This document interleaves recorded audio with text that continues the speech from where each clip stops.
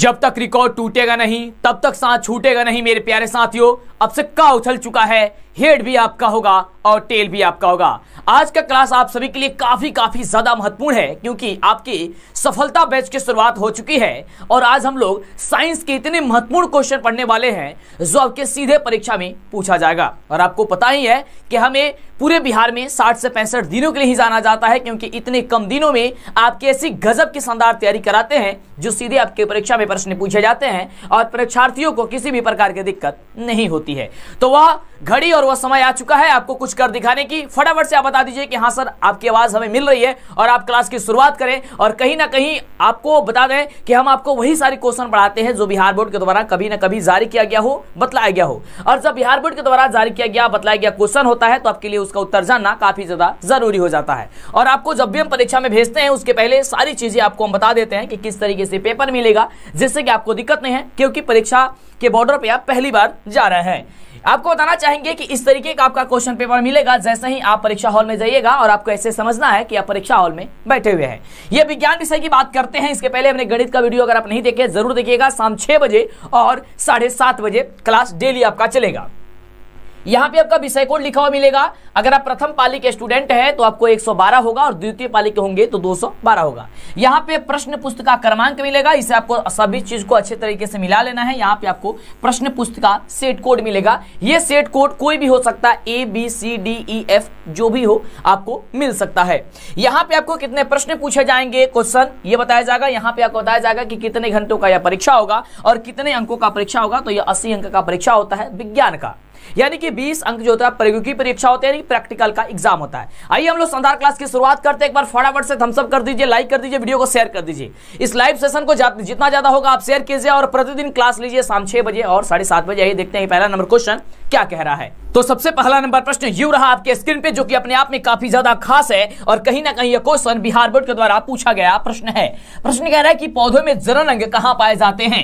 फटाफट से आपको कमेंट करना है। आइए आपको बताते हैं कि इसका ऑप्शन जो है वह क्या कह रहा है। तो ऑप्शन आपके स्क्रीन पे है कि जड़ में, पुष्प में, तना में या फिर फल में। ये काफी शानदार क्वेश्चन है तो जल्दी से कमेंट करके जवाब बताइए। नहीं पता है कोई दिक्कत नहीं, याद कर लीजिए। इसका जो जवाब हो जाएगा वो ऑप्शन नंबर बी हो जाएगा कि पुष्प में होते हैं। अगले प्रश्न की बात करते हैं। काफी शानदार, काफी लाजवाब क्वेश्चन ये रहा आपके स्क्रीन पे। अब सिक्का उछल चुका है मेरे प्यारे साथियों। अब हेड भी आपका होगा और टेल भी आपका होगा। प्रश्न यूं कह रहा है कि प्रकाश संश्लेषण की क्रिया होती है। प्रकाश संश्लेषण की क्रिया होती है किसमें होती है बाबू? तो सभी बच्चे जानते हैं कि सर हरे पौधे में होते हैं। देखिए कितना लाजवाब और धमाल मचाने वाला क्वेश्चन है, सीधे आपके एग्जाम में आने वाला क्वेश्चन है। इसीलिए तो हमें पूरे बिहार में 60 से 65 दिनों के लिए ही जाना जाता है क्योंकि 60 से 65 दिनों में कक्षा 10वीं की तैयारी काफी शानदार तरीके से करा देते हैं अगर आप कुछ भी नहीं पढ़े हैं तो भी। अगला नंबर प्रश्न कह रहा है, काफी शानदार प्रश्न है कि प्रकाश संश्लेषण की क्रिया में ऑक्सीजन किस से बाहर निकलता है। बहुत ही शानदार क्वेश्चन है और ऑप्शन आपके सामने यहां पे ये रहा। ऑप्शन कह रहा है कि जल से, ग्लूकोज से या CO2 से या फिर डिक्टिया सोम से। तो आप सभी को पता होनी चाहिए कि प्रकाश संश्लेषण की क्रिया में ऑक्सीजन जो बाहर निकलता है वह जल से बाहर निकलता है, यानी ऑप्शन हो जाएगा आपका ए नंबर रसगुल्ले। एकदम आपको धमाल मचाना है इस साल और शाम 6 बजे और 7:30 बजे आपको भूलना नहीं है। हर हाल में क्लास में ज्वाइन होना है। अगर आप इस वीडियो को बाद में देख रहे हैं तो बहुत अच्छी बात है आपके लिए क्योंकि समय नहीं मिला फिर भी आप कंटिन्यू अपना तैयारी कर पा रहे हैं। अगला है कि जठर ग्रंथियां कहां पाई जाती है। सबसे बढ़िया क्वेश्चन है। तो जठर ग्रंथियां पाई जाती है बाबू यकृत में। हमसे तेजी से कोशिश कीजिए जवाब देने की अगर आपको पता है तो, यानी इसका राइट जवाब हो जाएगा ऑप्शन नंबर ए कि जठर ग्रंथियां जो है वह यकृत में पाई जाती है। अगले प्रश्न की बात करते हैं। तो अगला प्रश्न आपके स्क्रीन पे कुछ यूं कह रहा है कि ग्लाइकोसिस की प्रक्रिया संपन्न होती है। किसमें संपन्न होती है? तो कोशिका द्रव्य में संपन्न होती है, यानी कि ऑप्शन नंबर आपका जो हो जाएगा वो डी नंबर रसगुल्ले बिल्कुल ही राइट जवाब हो जाएगा। और फटाफट से कहीं ना कहीं आप इसको नोट कर लीजिएगा, नहीं तो आपको गड़बड़ हो सकती है, दिक्कत हो सकती है। तो दिक्कत करना नहीं है और इस साल आपको परीक्षा के खोपड़ी में छेद करनी है। अगला प्रश्न कह रहा है कि इथाइल अल्कोहल किस प्रकार के श्वसन से बनता है। इथाइल जो अल्कोहल है वह किस प्रकार के श्वसन से बनता है? तो बनता है अवायवीय श्वसन। याद कर लीजिएगा किस श्वसन से? तो अवायवीय श्वसन से बनता है, यानी ऑप्शन नंबर रसगुल्ले बी नंबर हो जाएगा। क्या आपने अभी तक वीडियो को लाइक नहीं किया है तो जल्दी से पहले तो वीडियो को लाइक करके शेयर कर दो, जल्दी से फटाफट से। और डेली क्लास लेने के लिए आपको छोटा सा काम करना है, अगर अभी तक चैनल को सब्सक्राइब नहीं किया है कर दीजिए, फटाफट से कर दीजिए, सोचिए और समझिए मत। अगला है सबसे छोटी अंतःस्रावी ग्रंथि कौन है? सबसे छोटी अंतःस्रावी ग्रंथि जो है वह पिट्यूटरी ग्रंथि को कहा जाता है, यानी कि ऑप्शन नंबर क्या हो जाएगा? ऑप्शन नंबर बाबू बी नंबर हो जाएगा। बातें नहीं करना है, सीधे आपको एग्जाम की तैयारी करनी है और पेपर की खोपड़ी में आपको छेद करनी है, क्योंकि अब आपके अंदर खून नहीं जुनून दौड़ना चाहिए मेरे प्यारे साथियों। अगला प्रश्न है कि पौधों के वायवीय भागों से जल के ह्रास की क्रिया क्या कहलाती है? काफी शानदार क्वेश्चन है और इसका राइट जवाब होगा कि वाष्प उत्सर्जन कहलाती है। क्या कहलाती है? वाष्पोत्सर्जन कहलाती है, ऑप्शन बी नंबर हो जाएगा। अगले प्रश्न की बात करते हैं, फटाफट से रसगुल्ले जवाब दीजिए। कह रहा है घेंघा रोग पनपता है, और ये तो आपके लिए रामबाण क्वेश्चन है, आपके लिए अमृत जैसा क्वेश्चन है। घेंघा रोग किससे पनपता है? तो आपको पता है आयोडीन की जब कमी हो जाती है तो घेंघा रोग होता है। पहले के जमाने में, पहले नहीं कुछ वर्षों पहले काफी ज्यादा जो है वो घेंघा रोग हुआ करता था, क्योंकि आयोडीन युक्त नमक नहीं मिल पाता था। अगले प्रश्न की बात करते हैं। अगला प्रश्न काफी जबरदस्त, काफी धमाल मचाने वाला क्वेश्चन है। कह रहे रक्त में हल्के पीले रंग के चिपचिपे द्रव को क्या कहते हैं? कान में ईयरफोन लगाइए, शांत जगह बैठिए और एकदम गजब की आप लोग तैयारी कीजिए। ईयरफोन नहीं भी है कोई दिक्कत नहीं, शांत जगह बैठ करके एकदम कंटिन्यू तैयारी कीजिए, नोट करते जाइए और पीडीएफ वगैरह कैसे लेना है सब कुछ आप समझते जाइए। हमारे वेबसाइट पे जाइए गूगल पे और लिखिए DLS एजुकेशन, आपको वहां पे सारी चीजें मिल जाएगा, चैप्टर वाइज ऑब्जेक्टिव और सब्जेक्टिव। कह रहे कि रक्त में हल्के पीले रंग के चिपचिपे द्रव को क्या कहा जाता है? तो रक्त में हल्के रंग के पीले चिपचिपे द्रव को सीरम कहा जाता है, यानी ऑप्शन सी हो जाएगा। अगले प्रश्न की बात करते हैं। अगला प्रश्न ये रहा आपके स्क्रीन पे, कह रहा है रक्तचाप मापने के उपकरण को क्या कहते हैं? रसगुल्ले जल्दी से जवाब दीजिए, बातें नहीं, केवल जवाब ही जवाब हमें चाहिए और आपको एकदम दिमाग में बैठाते जाना है। क्वेश्चन है कि रक्तचाप मापने के उपकरण को क्या कहते हैं? इसका राइट जवाब हो जाएगा स्पिग्नोमेनोमीटर होता है, यानी कि ऑप्शन हो जाएगा क्या चीज? डी नंबर राइट जवाब। क्लियर? अगले प्रश्न की बात करते हैं। जो बच्चे इंग्लिश में भी एग्जाम देने वाले हैं वो इंग्लिश में भी क्वेश्चन आते जा रहा है और आप लोग अपने अच्छे तरीके से समझते जाइए और ध्यानपूर्वक इसे आप याद कर लीजिए। क्वेश्चन कुछ यूं कह रहा है कि वाष्पोत्सर्जन क्रिया पाई जाती है बाबू, वाष्पोत्सर्जन क्रिया पाई जाती है। वाष्पोत्सर्जन जो क्रिया है बाबू मेरे से रसगुल्ले वह पौधों में पाई जाती है। कहां पाई जाती है? पौधों में पाई जाती है, यानी ऑप्शन बी नंबर हो जाएगा। अगले प्रश्न की बात करें, सबसे जबरदस्त सबसे शानदार क्वेश्चन कि निम्नलिखित में से किसमें खुला परिसंचरण तंत्र पाया जाता है? अपने आप में यह क्वेश्चन काफी ज्यादा खास है और आपको हमने बोला है कि आपको हम वही सारी क्वेश्चन पढ़ाते हैं बताते हैं जो सीधे एग्जाम में टकराता है। ये इसका राइट जवाब हो जाएगा तिलचट्टा।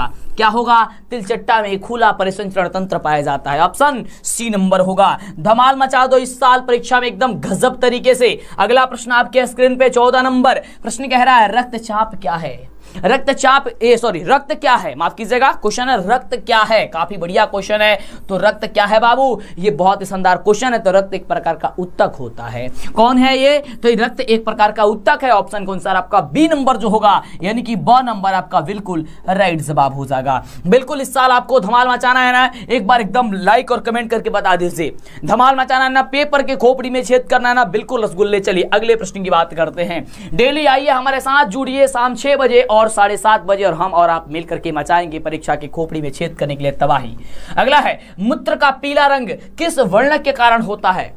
मूत्र का पीला रंग जो है वह किस वर्ण के कारण होता है? तो यूक्रोम के कारण होता है, यानी ऑप्शन जो हो जाएगा वो सी नंबर, यानी कि स जो होगा वो आपका राइट जवाब हो जाएगा। क्लियर? चलिए एकदम नीचे कमेंट करते रहिए, कमेंट रुकना नहीं चाहिए, फटाफट से कमेंट करते रहिए रसगुल्ले। चलिए अगले प्रश्न की बात करते हैं। अब सिक्का उछल चुका है मेरे प्यारे साथियों। अगला है निम्नलिखित में कौन एक उभयलिंगी जंतु है? उभयलिंगी जंतु, उभयलिंगी जंतु कौन है बाबू? जो स्थल और जल दोनों में रह सकता है, उसका नाम है केंचुआ। क्या है? केंचुआ, यानी ऑप्शन हो जाएगा आपका डी नंबर। तो अगला नंबर प्रश्न काफी शानदार और काफी जबरदस्त प्रश्न है। यूरिया रक्त में कहां से प्रवेश करती है? यूरिया रक्त में कहां से प्रवेश करती है? बड़ा ही जबरदस्त क्वेश्चन है और इसका राइट जवाब होता है कि यकृत से प्रवेश करती है। क्या हो जाएगा? ऑप्शन नंबर जो हो जाएगा सी नंबर, ये बिल्कुल आपका राइट जवाब हो जाएगा। ये आप लिख लीजिए, कहीं ना कहीं नोट कर लीजिए, सीधे आपके एग्जाम में हूबहू क्वेश्चन टकराएगा, क्योंकि आपका ये फाइनल वीडियो और फाइनल रिवीजन आपका कराया जा रहा है। अगला क्वेश्चन आपके स्क्रीन पे, जैव आवर्धन प्रदर्शित करने वाला रसायन कौन सा है? जैव आवर्धन प्रदर्शित करने वाला रसायन जो है बाबू वह डीडीटी है बाबू। क्या हो जाएगा? डीडीटी हटे। कौन हटे? तो डीडीटी याद कर लिया, ऑप्शन नंबर बी हो जाए। अगला प्रश्न देखिए, अगला प्रश्न कुछ यूं है, अपने आप में काफी ज्यादा खास प्रश्न है कि निम्नलिखित में से कौन एक प्राथमिक उपभोक्ता है? प्राथमिक उपभोक्ता बाबू कौन हटे? तो प्राथमिक उपभोक्ता हटे शाकाहारी। का हटे? शाकाहारी, यानी ब नंबर, यथार्थ बी नंबर इसका राइट जवाब होगा। अभी तक वीडियो को लाइक नहीं किए, लाइक कीजिए, शेयर कीजिए, फैला दीजिए। और एक बात बता दें आपको कि याद करने का एक और बड़ा प्रोसेस है कि जो भी आपको क्वेश्चन में डाउट लगता है या आपको याद नहीं है, उसका क्लिप काट लीजिए और उसे फेसबुक व्हाट्सएप पे शेयर कीजिए या अपने यूट्यूब पे डाल दीजिए। ऐसे क्या होगा कि आप व्यूज के चक्कर में या फिर उसको देखने के लिए कि कितना व्यूज हो गया है, कितने लोगों ने देखा है, उसे आप 2-3 बार प्ले कीजिएगा, आपके दिमाग में ऐसे ही क्वेश्चन फिट हो जाएगा। तो ये भी आप काम करते रहिए, मेरा वीडियो का क्लिप डाउनलोड कीजिए और उसे आप शेयर कर दीजिए, या फिर पूरा वीडियो डालिए अब मेरा डाउनलोड करके आप उसमें यूट्यूब पे डाल दीजिए, ठीक ना। ऐसे क्या होगा कि आपकी तैयारी में जबरदस्त हो जाएगी और आप कुछ अच्छा भी कर लेंगे, ठीक है ना। चलिए, और कॉपीराइट के सेक्शन, कॉपीराइट हम नहीं डालते हैं, किसी को भी नहीं डालते हैं। चलिए आगे बात करते हैं। निम्नलिखित में से कौन एक भूमिगत जल का उदाहरण है? उसके लिए टेंशन मत लीजिएगा। क्वेश्चन है कि भूमिगत जल के बाबू उदाहरण कौन हटे? तो भूमिगत जल के उदाहरण कुआं हटे, जकरा के भोजपुरी में कहला इनार, यानी कि कुआं हो जाएगा इसका राइट जवाब। अगले प्रश्न की बात करते हैं। अगला प्रश्न कह रहल बाटे कि प्राकृतिक चुनाव द्वारा जीवों का विकास क्या कहलाता है? प्राकृतिक चुनावों द्वारा जो जीवों का विकास कहलाता है वह डर्निवाद कहलाता है, यानी कि ऑप्शन नंबर जो हो जाएगा सी नंबर, यानी कि 100 नंबर हो जाएगा बिल्कुल ही राइट जवाब। क्या हो जाएगा? बिल्कुल ही राइट जवाब, ऑप्शन सी। अगले हम प्रश्न की बात करते हैं। अगला प्रश्न कह रहा है बड़ा ही जबरदस्त, बड़ा ही शानदार, काफी धमाल, कि हरे पौधे कहलाते हैं।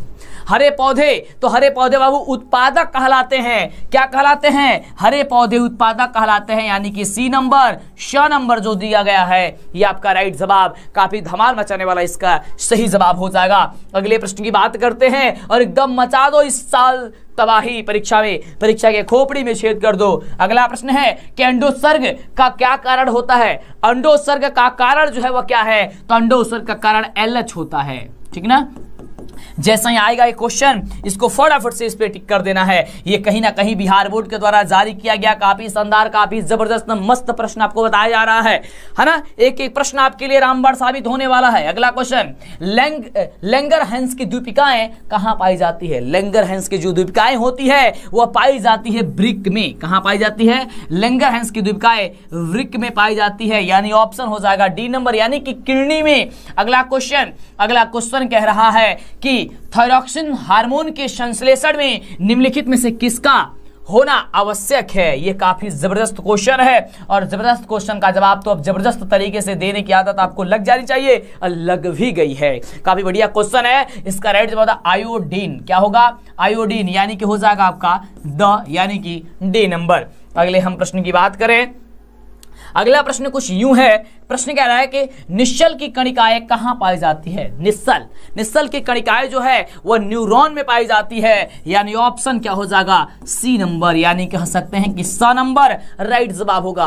बातें नहीं करना है, सीधे सीधे आपको एग्जाम के फोकस करना है और जबरदस्त आपको तैयारी कर लेनी है। अगले हम प्रश्न की बात करते हैं। अगला प्रश्न कह रहा है कि मानव मस्तिष्क का वजन जो होता है वह लगभग कितना होता है? मानव मस्तिष्क का वजन, तो मानव मस्तिष्क का वजन लगभग 1.5 kg के बराबर होता है, लेकिन इसमें तो 1.5 kg दिया नहीं है। इसमें दिया गया है कि 1.5 kg से 2 kg के बीच, या फिर 0.5 से 1.5 kg के बीच, या फिर 1.2 से 1.4 kg के बीच। तो अप्रॉक्स बात वही है कि 1.5 kg के लगभग बराबर, यानी कि 1.2 से लेकर के 1.4 kg के बीच ही होता है, यानी ऑप्शन आपका सी नंबर होगा। अगले हम प्रश्न की बात करें तो अगला प्रश्न कुछ यूं है, बड़ा ही जबरदस्त अपने आप में खास प्रश्न है। खास इसलिए है, क्वेश्चन कह रहा है कि निकट दृष्टि दोष अथवा दूर दृष्टि दोष के निवारण हेतु प्रयुक्त लेंस जो होता है वह कौन सा लेंस होता है? लेंस द्वारा प्रतिबिंब होता है, ठीक है, लेंस द्वारा प्रतिबिंब होता है तो होता है काल्पनिक और सीधा। कैसा? काल्पनिक और सीधा। अगले प्रश्न की हम बात करें, अगला प्रश्न कह रहा है कि साइड मिरर के रूप में निम्नलिखित में से प्रयुक्त होने वाला दर्पण कौन सा है। और यह क्वेश्चन तो अपने आप में जानते भी आप लोग कि साइड मिरर के रूप में किस दर्पण का प्रयोग किया जाता है, और यह सबसे ज्यादा बार क्वेश्चन पूछा जाता है। तो किसका प्रयोग होता है? उत्तल दर्पण का प्रयोग होता है। किसका? उत्तल दर्पण का। ऑप्शन क्या हो जाएगा? सी नंबर 8 जवाब होगा।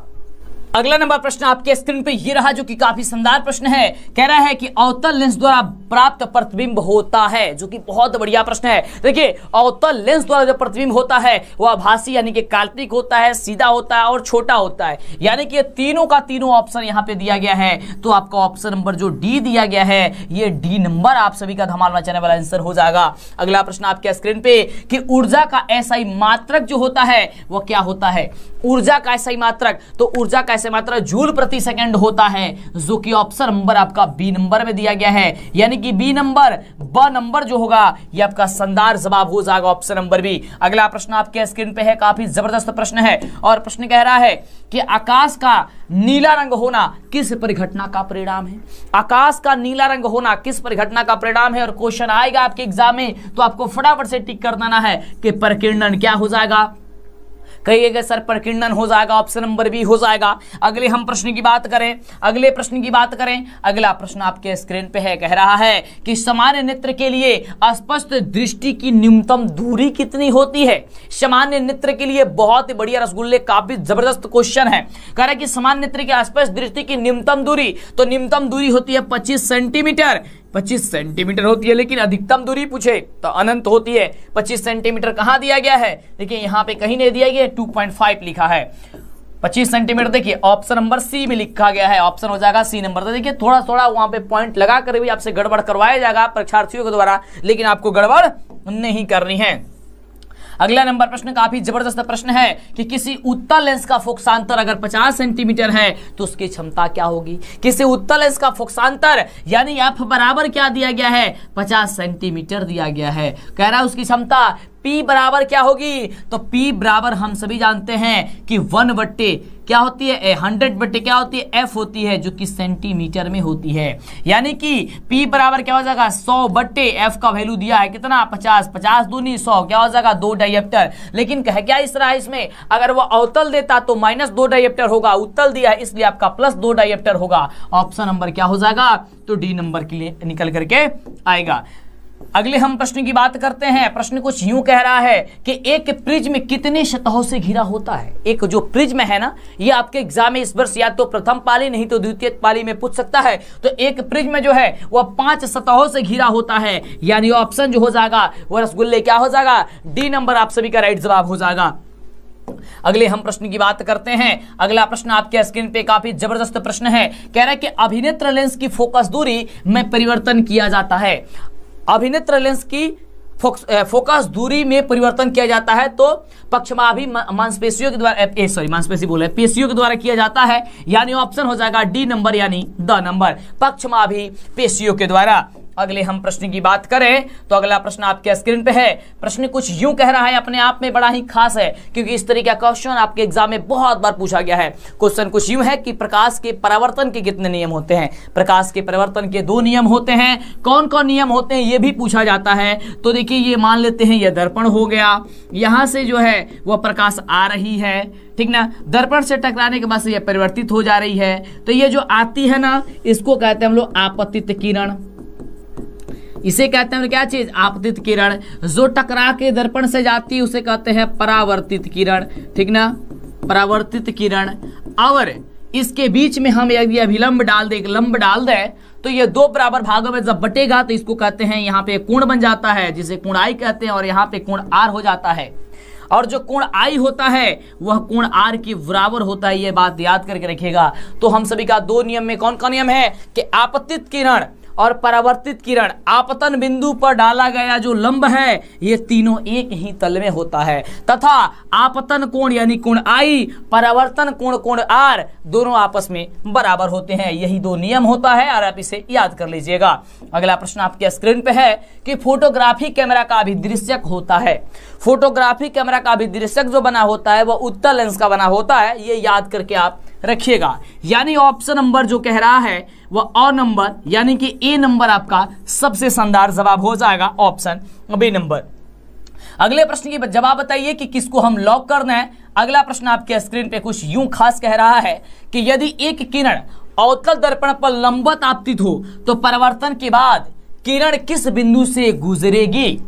बहुत ही शानदार जबरदस्त क्वेश्चन है कि यदि एक किरण अवतल दर्पण पर लंबवत आपतित हो तब परावर्तन के बाद किरण किस बिंदु से होकर के गुजरेगी, तो वह बाबू गुजरेगी फोकस से। किससे? फोकस से गुजरेगी, ऑप्शन हो जाएगा ए नंबर। अगले हम प्रश्न की बात करें तो अगला प्रश्न आपके स्क्रीन पर यूं रहा, काफी जबरदस्त क्वेश्चन कह रहा है यदि एक प्रिज्म से एक वर्णिक किरण गुजरे तो इसका क्या नहीं होगा। तो इसका नहीं होगा क्या चीज, यहां पे ऑप्शन क्या दिया, कह रहा है कि यदि एक प्रिज्म से एक वर्णिक किरण गुजरे तो इसका नहीं होगा। यहां पे कह रहा है अपवर्तन, वर्ण विचलन या फिर विचलन, ये विचलन जो है वह नहीं होगा, ऑप्शन हो जाएगा सी नंबर। अगले प्रश्न की बात करते हैं। अगला प्रश्न कुछ यूं कह रहा है कि पवन विद्युत यंत्र में कुंडली को घुमाने का काम मूलतः कौन करती है। पवन विद्युत यंत्र में कुंडली को घुमाने का जो काम है वह कौन करती है, तो गतिमान हवा करती है। कौन करती है? गतिमान हवा करती है बाबू, ऑप्शन हो जाएगा सी नंबर यानी कि स नंबर। तो क्या आपने अभी तक वीडियो को लाइक कर दिया है और पढ़ने में मजा आ रहा है तो जल्दी से शेयर कीजिए और धमाल मचा दीजिए, और हर शाम 6 बजे और 7:30 बजे आप आइए और मिल करके धमाल मचाइए। अगला प्रश्न कुछ यूं है, काफी खास और काफी जबरदस्त है कि कांच के अवतल लेंस की वायु में शक्ति होती है। कांच की अवतल लेंस की वायु में शक्ति होती है तो ऋणात्मक होती है। अवतल लेंस की जहां पे भी बात करेगा चिन्ह प्रपाटी नियम से वह ऋणात्मक होगा यानी कि माइनस में होगा। अगर वह बात करे उत्तल की तो वह चिन्ह प्रपाटी नियम के अनुसार वह धनात्मक होता है यानी कि प्लस में होता है। अगला क्वेश्चन तो अपने आप में काफी ज्यादा खास है कि निम्नलिखित में कौन विद्युत का सुचालक है। वह विद्युत का सुचालक कौन है यानी कि किससे विद्युत प्रवाह कर सकती है, ऑप्शन नंबर बी ग्रेफाइट से। और यह बच्चा जानता होगा, ये आपका ऑप्शन बी नंबर ही राइट जवाब होगा। क्लियर? बात करें अगले क्वेश्चन की। अगला क्वेश्चन देखते हैं क्वेश्चन क्या कह रहा है। तो ये रहा क्वेश्चन, कुछ यूं कह रहा है आपके स्क्रीन पे कि वक्रता त्रिज्या 1 मीटर के अवतल दर्पण की फोकस दूरी होगी। वक्रता त्रिज्या 1 मीटर यानी r बराबर हम सभी का दिया गया है 1 मीटर यानी कि r बराबर कह सकते हैं 100 सेंटीमीटर। तो f बराबर हम सभी का होता है r/2। तो f बराबर क्या निकलेगा, f बराबर हम सभी की निकलेगा 100/2 यानी कि 50 सेंटीमीटर निकल के आएगा ना। क्लियर? ये किसमें कह रहा है, अवतल दर्पण की फोकस दूरी पूछ रहा है। यहाँ पे क्या हो जाएगा 50 सेंटीमीटर निकल के आया ना, बिल्कुल ऑप्शन नंबर बी में ही दिया गया है। ठीक ना, चलो क्या दिया गया है, बी नंबर में दिया गया है। चलिए अगले हम प्रश्न की बात करते हैं। अगला प्रश्न कह रहा है रसगुल्ले, ये रहा आपके स्क्रीन पे कि सघन माध्यम से विरल माध्यम में जाती हुई किरण अभिलंब से विचलित हो जाती है। सघन माध्यम से विरल माध्यम में जाती हुई किरण अभिलंब से हो जाती है, क्या हो जाती है, तो अभिलंब से दूर हो जाती है। कैसी हो जाती है, दूर हो जाती है। ऑप्शन नंबर बी आप सभी का राइट जवाब हो जाएगा। अगले हम प्रश्न की बात करते हैं। अगला प्रश्न काफी जबरदस्त, काफी शानदार, काफी लाजवाब है कि विद्युत धारा उत्पन्न करने की युक्ति को क्या कहते हैं। विद्युत धारा जब युक्ति उत्पन्न करेगी उसे कहते हैं जनरेटर यानी कि जनित्र कहते हैं। ऑप्शन क्या हो जाएगा, ए नंबर हो जाएगा, है ना। क्या कहते हैं, जनरेटर कहते हैं। जैसे ही लाइट चली जाती है तो बोलते हैं जनरेटर को चालू किया जाए ताकि विद्युत आ जाए, लाइट आ जाए, करंट आ जाए। बिल्कुल। अगला प्रश्न है, ऊर्जा का पारंपरिक स्रोत क्या है। ऊर्जा का पारंपरिक जो स्रोत है वह बाबू हो जाएगा कोयला।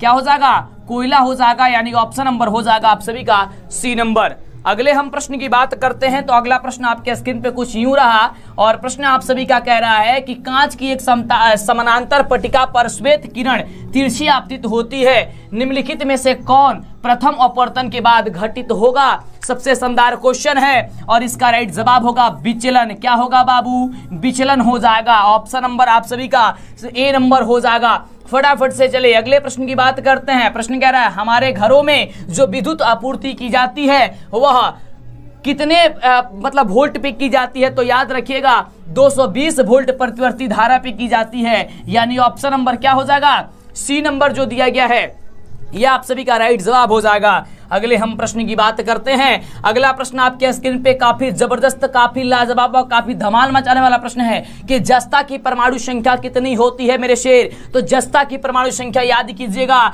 और धमाल मचाइएगा, 30 होती है। ऑप्शन हो जाएगा आप सभी का डी नंबर।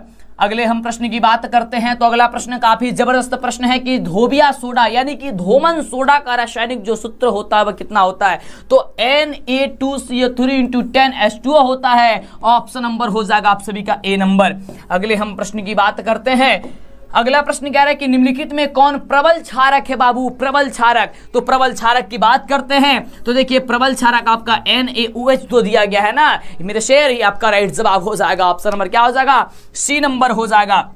अगले हम प्रश्न की बात करें। अगला प्रश्न आपके स्क्रीन पे है, कह रहा है हेमेटाइट निम्नलिखित में से किस धातु का अयस्क है? हेमेटाइट, मैग्नेटाइट जो अयस्क होता है ये रसगुल्ले ये आप सभी का किसका होता है? तो कहना आप लोग कि लोहा का होता है, यानी कि Fe का होता है। अगले हम प्रश्न की बात करते हैं। अगला प्रश्न आपके स्क्रीन पे है, काफी जबरदस्त प्रश्न है। कह रहे कि सल्फाइड अयस्क का सांद्रण निम्नलिखित में से किस विधि द्वारा होता है? सल्फाइड अयस्क का सांद्रण जो है वह फेन उत्प्लवन विधि द्वारा किया जाता है, यानी कि ऑप्शन नंबर जो डी दिया गया है द नंबर, ये द नंबर आप सभी का राइट जवाब होगा। तो क्या आपने अभी तक वीडियो को लाइक कर दिया है? बिल्कुल कर दिया होंगे। और चैनल को अभी तक सब्सक्राइब नहीं किए हैं, सब्सक्राइब कीजिए और धमाल मचाइए। प्रश्न कुछ यूं है अगला कि अभिक्रिया 2Zn प्लस O2 से बनता है 2ZnO किस प्रकार की अभिक्रिया है? जो अभिक्रिया है वह किस प्रकार की है? तो यह अभिक्रिया उपचयन अभिक्रिया है मेरे शेर। क्या हो जाएगा? अ नंबर, यानी ए नंबर जो होगा वो आप सभी का राइट जवाब हो जाएगा, आप सभी का धमाल मचाने वाला जवाब हो जाएगा।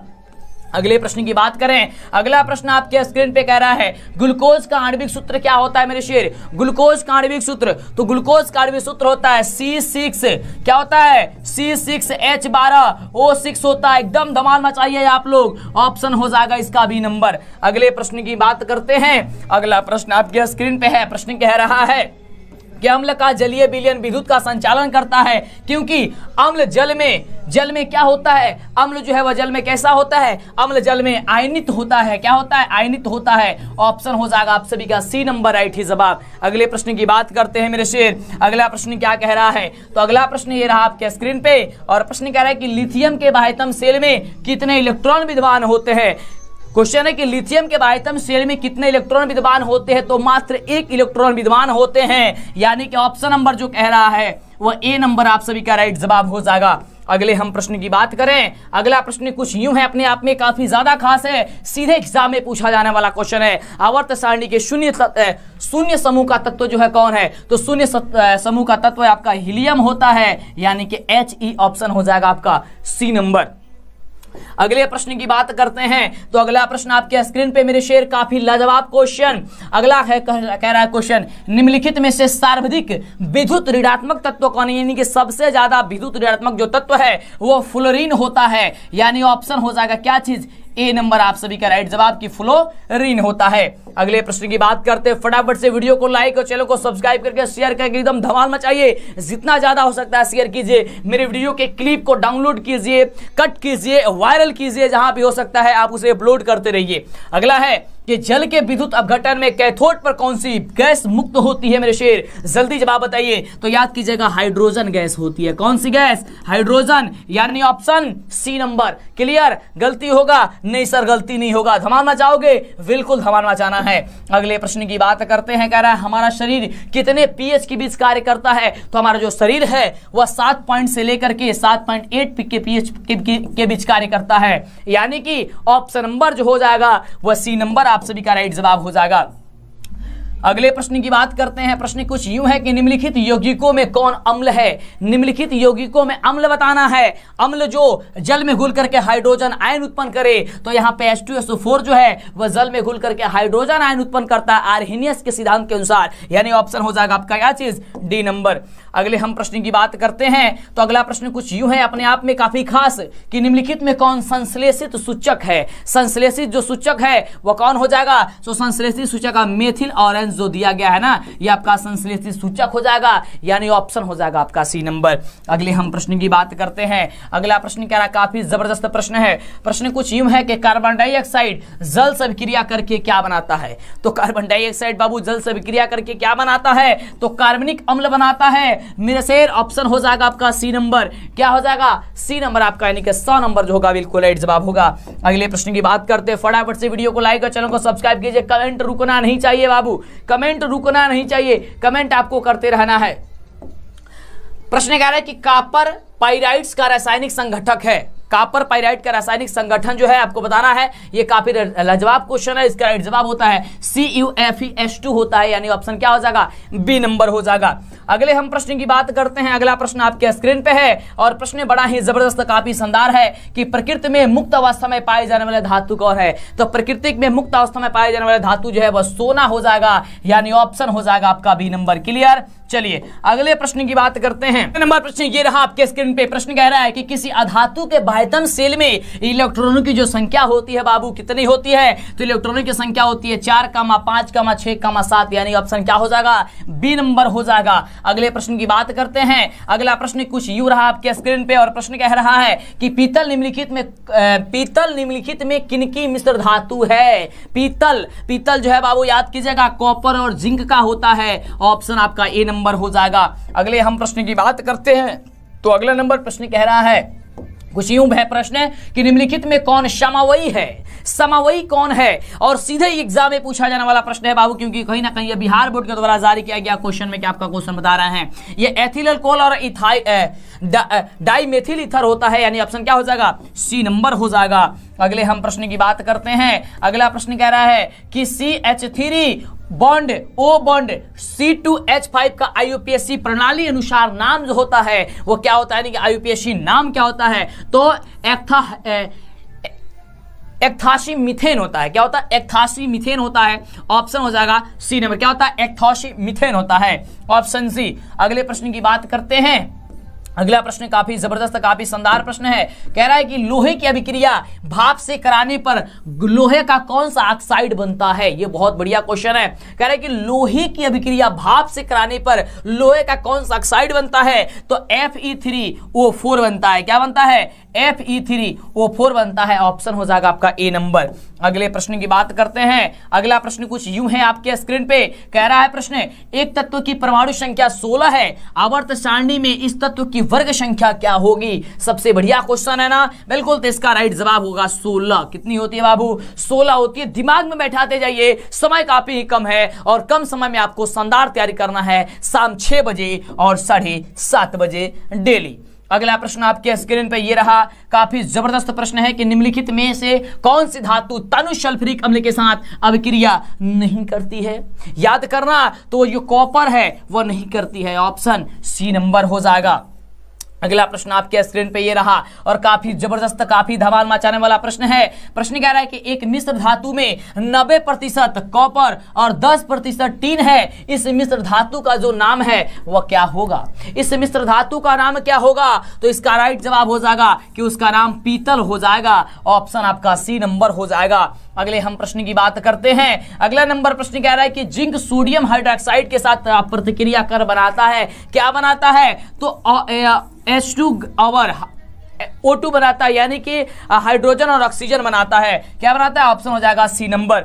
अगला प्रश्न आपके स्क्रीन पे है और प्रश्न कुछ यूं है काफी जबरदस्त अपने आप में खास कि निम्नलिखित में से कौन सी धातु वायु में उच्च ताप पर गर्म किए जाने पर भी ऑक्सीजन से संयोग नहीं करती है। तो इसका राइट जवाब है जो एल्युमिनियम है ना, वह नहीं करती है। ऑप्शन क्या हो जाएगा, ए नंबर हो जाएगा मेरे रसगुल्ले मेरे शेर। चलिए अभी तक भी वीडियो को लाइक नहीं किया तो जल्दी से कर दीजिए, अंतिम घड़ी में भी कर दीजिए, क्योंकि जब आप लाइक करते हैं तो मजा आ जाती है और आपके लिए बेहतर से बेहतर किया जाता है। अगला क्वेश्चन, अयस्क में उपस्थित अपद्रव कहलाते हैं, अयस्क में उपस्थित जो अपद्रव कहलाते हैं उसे गैंग कहते हैं, ठीक है ना, क्या कहते हैं, उसे गैंग कहते हैं। ऑप्शन हो जाएगा सी नंबर। और चलिए अगला प्रश्न है, इस वीडियो का सबसे लास्ट प्रश्न है, कह रहा है कि निम्नलिखित में से किस गुण के कारण धातु के तार बनाए जाते हैं, किस गुण के बाबू कारण धातु के तार बनाए जाते हैं, तो इसका राइट जवाब था तन्यता के कारण। किसके कारण, तन्यता के कारण तान करके उसको तार बनाए जाते हैं, यानी ऑप्शन हो जाएगा आपका सी नंबर। तो इस तरीके से आपने देखा साइंस का सबसे शानदार सबसे जबरदस्त तो सीधे हूबहू आपके एग्जाम में पूछा जाने वाला प्रश्न है, क्योंकि यह वही सभी प्रश्न है जो आपके एग्जाम में हमेशा पूछे जाते हैं। तो क्या आप इस वीडियो के बारे में क्या सोचते हैं, पढ़ाने और याद कराने का तरीका क्या है, कान में ईयरफोन लगाइए और जबरदस्त तरीके से तैयारी कीजिए। मीठा मीठा नीचे कमेंट कीजिए, लाइक कीजिए, शेयर कीजिए और